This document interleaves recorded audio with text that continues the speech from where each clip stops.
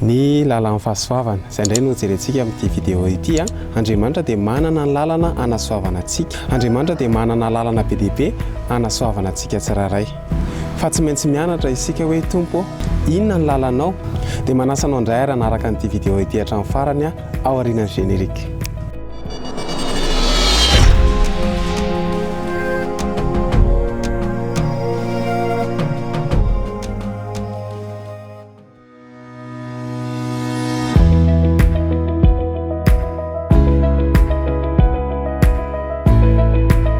Dia miarabanao indray izay tompoko tonga soa ato anatin'ity vidéo vaovao ity.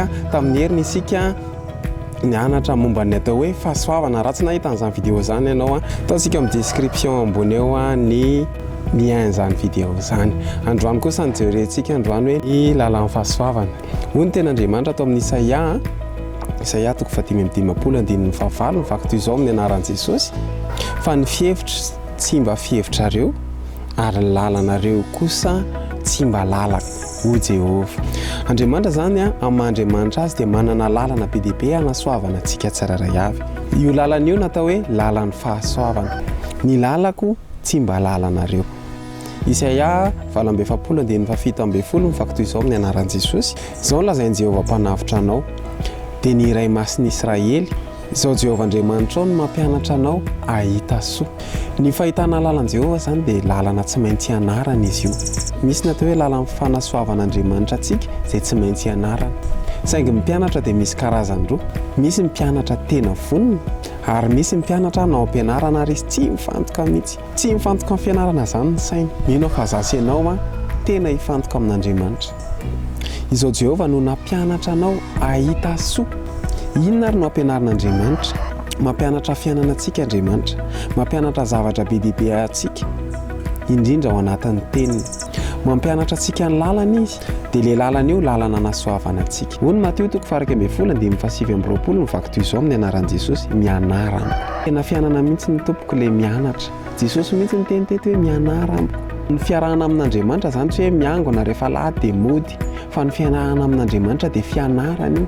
Exodus 7:15 mivaky toy izao amin'ny anaran'i Jesosy: fa manompoan Jehova Andriamanitra ao, dia hitany anao sy ny rano sotronao izy ary esorina aminao ny aretina. Hoy ny ten'Andriamanitra atao amin'ny Isaia 4:1 amin'ny anaran'i Jesosy manao hoe: tsarovy izany ry Jakoba, dia ianao ry Israely, fa mpanompoka ianao, noforonika ianao ka ho mpanompoko, tsy ho adinoka ianao ry Israely io. Andriamanitra zany raha namorona antsika dia noforonina isika mba hanompo azy, satria izany ny antony namoronana antsika, mba ho lasa mpanompony ianao. Raha vao tsy miditra amin'izany lalana izany isika dia tsy miditra amin'ny lalana hanasoavan'Andriamanitra antsika. Na manan-karem-be ohatry ny ahoana ary na manana ny zavatra rehetra ary vao tsy miditra amin'ny fanompoana, na manam-pahaizana be ohatry ny ahoana ary, dia tahaka ny manao auto-destruction amin'ny fiainantsika. Ame ohatra anao vitsivitsy ny fiaramanidina zao dia noforonina anidina. Ny fiarakodia dia miforonina ikodia amin'ny tany.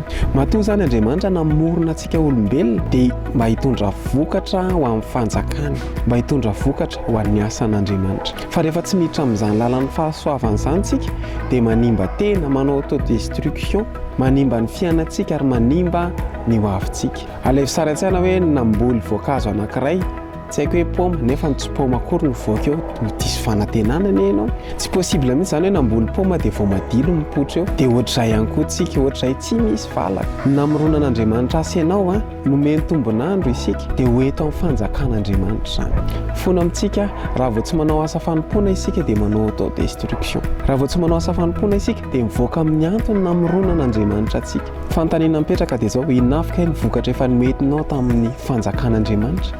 Rehefa mitondra vokatra mbola mitondra izany vokatra izany ve ianao amin'ny fanjakan'Andriamanitra? Raha vao tsy voafaritra tsara hoe inona ny anjara asa fanompoanao amin'ny fiangonana, tena manompo ve ianao sa miangona fotsiny ao am-piangonana? Fa sady manimba fiainana isika no miantso fampiteam-piainana. Noho izany tsy mampety ny fiainantsika eto an-tany mihitsy ny hoe noforonina zasy ianao nefa tsy manompo an'Andriamanitra. Noforonina isika, noforonan'Andriamanitra isika mba hanompo, nefa tsy manana asa fanompoana akory. Nomen'Andriamanitra fofinaina isika, nomen'Andriamanitra fahavelomana, nomen'Andriamanitra hery sy tanjaka, nefa tsy mipetraka amin'ilay antony namoronan'Andriamanitra antsika akory.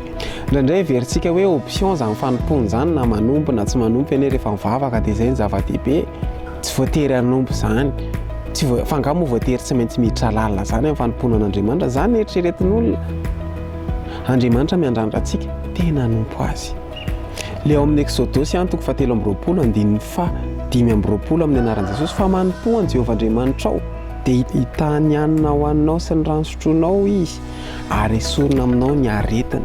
Hitay anao izy ary esorina aminao ny aretina. Isy fiainana mety zany rehefa manompo an'Andriamanitra ny olona anankiray misy fitahiana Andriamanitra.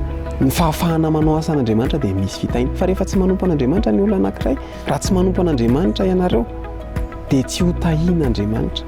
Ary isy aretina ho avy eo amin'ny fiainanao, miantso aretina. Na tsy aretina ara-batana io fa aretina ara-panahy.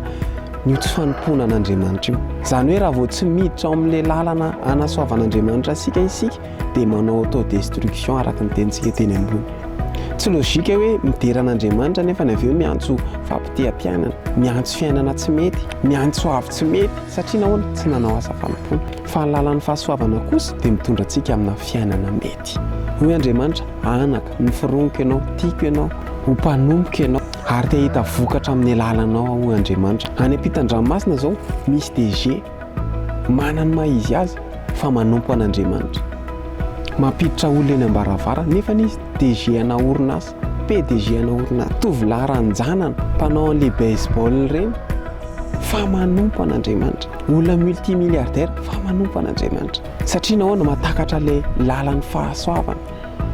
Reny mpianakaviana tena mihaja be, manana ny toerany, manan-kaja fa mamafatra ny fiangonana.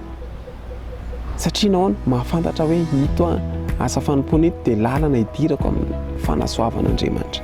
Zany manao asa fanompoana zany hiazaka zany.